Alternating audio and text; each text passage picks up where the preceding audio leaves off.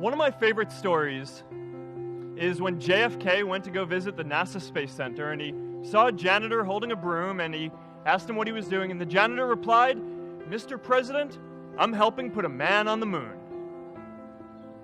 Purpose is that feeling that you are a part of something bigger than yourself, that you are needed, and that you have something better ahead to work for.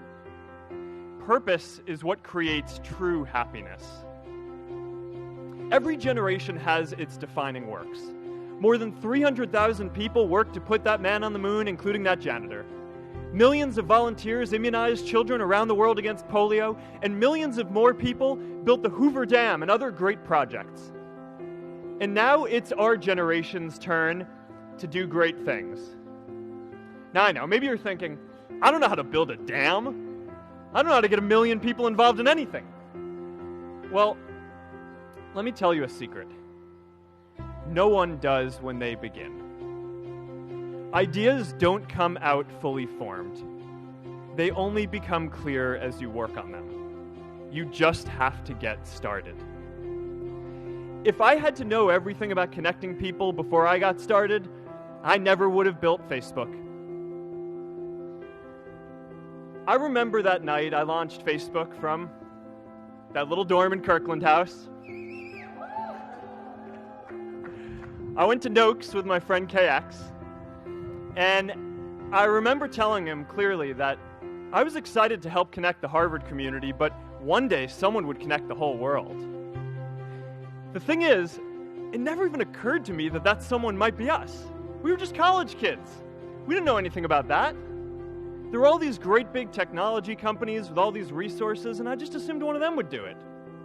But this idea was so clear to us that all people want to connect. So we just kept working on it, day after day after day. And I know that a lot of you are going to have your own stories just like this.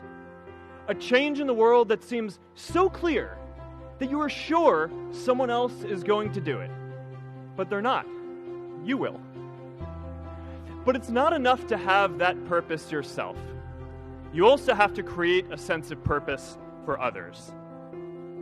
Anyone working on a big vision is going to get called crazy, even if you end up right.